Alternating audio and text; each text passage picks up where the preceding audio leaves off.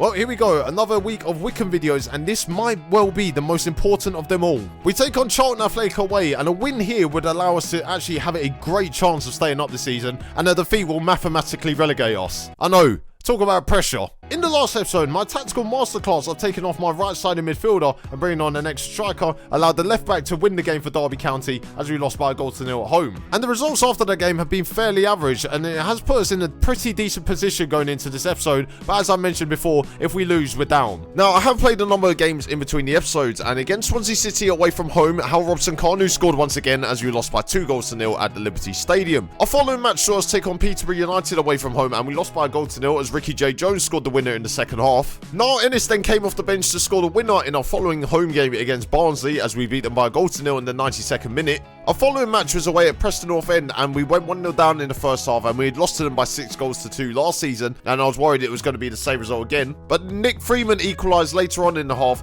and we managed to hold on to a 1-1 draw. And our final game of the recap was at home to Cardiff City, a game that I was actually going to live comment in this episode until I realised the situation, and we lost by a goal to nil as Will Volk scored in the 4th minute. I know, it would have been another 1-0 defeat on a live com. And as I mentioned, we take on Charlton Athletic away from home, and this is a game that we really have to win, because if we do win, we cut the gap between us and them to 6 points, and if we lose, the gap's 12 points with 4 games to go. I know, talk about being under pressure then. Honestly, I'm close to just giving up with Adebayo Akinfenwa. We haven't got that many games left of the season. He's gone 26 games without scoring. 26!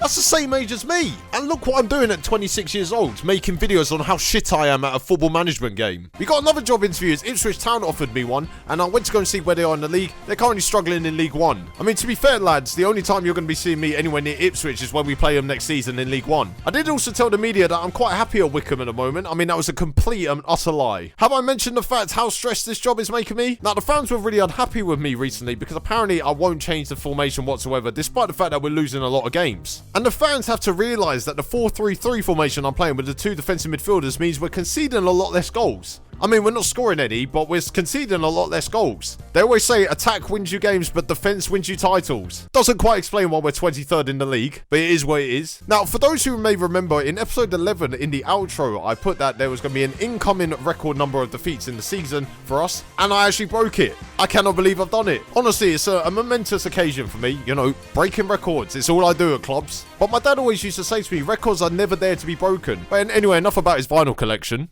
Okay, that was actually terrible. I'm not going to lie. In one of the more stranger appointments of the season, I found out Bristol City had hired John Dahl Thomason. You know, the same bloke that managed to miss this open goal in probably one of the worst football misses in history. He is shit! He is absolutely shit! And as I was talking about the tactics as well, the 1-0 win over Barnsley saw our 4-3-2-1 formation actually pay dividends. I mean, to be fair, I did read the comments and someone did actually say play the same formation Wycombe play in real life, and they actually won me the game. So thanks for that, whoever that was. Although, to be fair, I mean, I should take all the credit because I actually read the comment and actually put it into place. So, you know, I'll take the majority of the credit for it. Our game against Sheffield United has also been rearranged because they're in the FA Cup semi-final, and it's been rearranged for the day before my birthday. Fantastic present. I most likely will be relegated by that game. Danel Sinani also scored for Luxembourg in the international break in a 5-5 draw against Azerbaijan. I mean, to be honest, that game had more goals in it than the previous 8 games that I've managed altogether. The board also wanted to talk to me about possibly extending my contract, and when I went to go into the board meeting with the chairman, I found out he's a 72-year-old player. I mean, to be fair, in the dire straits that we're currently in, he wouldn't be a bad option for me to have on the bench. The board then finally got round to offering me a new contract, and I gladly agreed. 2 more years at this shithole that I've created myself. I'm not leaving. I'm not leaving. I'm not fucking leaving! Tony Pulis, who has beaten me in every single game that I've managed against him, has also got the sack at Reading. And apparently it was because the Reading players lost faith in him. I mean, boys, look at what our situation is. The Wycombe players lost faith in me months ago, and I'm still in the job. Nick Freeman has also revealed to the media that he is very happy at the club and he wishes to stay. Managed to get injured the day after. And honestly, Nick, the only reason you're playing is because you're the best of a bad bunch. Now, as I mentioned earlier in this episode, we did change the formation recently to replicate Wycombe's formation they play in real life, so the 4-3-2-1 formation. But we do start off with Sean McLaughlin playing as centre-back alongside Josh Knight as Sean McLaughlin makes his debut on the series. Ismail Soro will play as our sole defensive midfielder with Trevor Clark and Nick Freeman playing either side of him on the wings. Marcus Brown and Alex Patterson will play as our two attacking midfielders ahead of those three. And making his full debut for the team is Niall Ennis. He will start from the off because Alex Samuel has been a bit hot and cold again recently, and Niall Ennis did score the winner recently against Barnsley, and hence why I've put him up front. I mean, this formation has been doing me wonders. If this doesn't get us a win, I mean, I'd give up. I just give up. Now, we did play Charlton earlier this season and lost by a goal to nil in probably one of the most undeserved defeats of the season. And they scored in the 90th minute through Marcus Maddison, who just clearly hit a pot shot and it went into the back of the net. I mean, that clearly isn't going to happen again today. The team are starting to gel at this time of the season, which I mean, I'm hoping for because there's so few games left. I mean, they should have gelled like 6 months ago. But honestly, Football Manager games do not come bigger than this. You try and find me a bigger game than this in any other Football Manager series and I'll give you a tenner. Chris Proud will not be giving you a tenner. The first highlight came after 6 minutes as Johnny Williams played in Omar Bogle, and one-on-one with the goalkeeper, he somehow managed to fire it wide. I mean, I'm not worried. I'm not worried. I mean, they can put the ball wide as much as possible. I'm not worried about that. A couple of minutes later, Alvy Morgan then got into the box and from a tight angle managed to fire the ball wide. I mean, once again, Charlton really aren't showing me that they're going to win this game. Although saying that, it would be nice to get some highlights. It was another Charlton highlight a minute later as Marcus Maddison's cross found Forster Kasky at the back post, but he headed it straight at Ryan Alsop. My players do realise they have to win this game, don't they? We can't be playing for a draw, not now. And we finally started getting some chances as Alex Patterson laid the ball off for Trevor Clark on the wing, and then he fired a shot which Ben Amos well saved, and they managed to get it clear before Marcus Brown could tap in the rebound. You know, it's good to see my team are actually in the game. And then we started creating some more chances as Alex Patterson found Marcus Brown. He laid the ball for Niall Ennis, and instead of running through a goal, he decided to shoot from the edge of the box, and Ben Amos saved it again. And we worked to get one more chance before half-time as Osman Kakai played the ball down the line for Nick Freeman, who put the ball in the box, and Niall Ennis' shot was blocked. I would say we've been dominant coming up to half-time. I think that may well be the first time we've dominated anything this season. I mean, normally I'm the one getting dominated, but enough about what happens in the bedroom.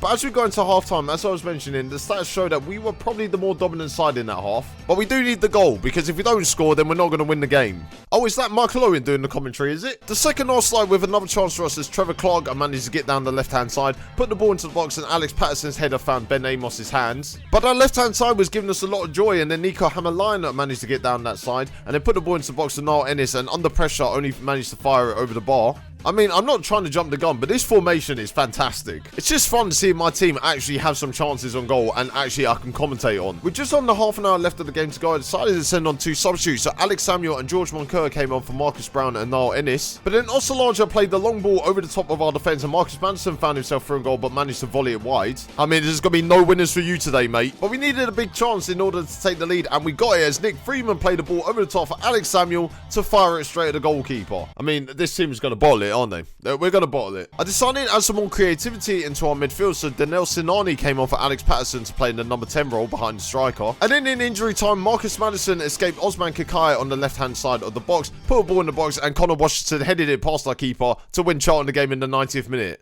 Again. Honestly, what is the point anymore? What is the point anymore? I cannot do this any fucking more. As if Charlton have beaten me twice this season in the 90th minute. And you know what? If we had beaten them in both those two games, we'd be above them in the table. You know how bullshit that is? And sensationally, that was the last highlight of the game. I know, we'd lost to Charlton 2 games in a row in the last minute of the match. And looking at the stats, I mean, we were on top pretty much the entire game and then Charlton somehow win it. But it doesn't matter because Charlton scored more goals than us again. And you know what that result means for the table? We are pretty much relegated. We got 12 points to play for from the 4 games, and our goal difference is quite similar to Charlton's. But the 4 games I've got are against teams in the top 6. West Brom also beat Portsmouth 6-0. We saw Kenny Jackett get sacked. I mean, silver linings and all that.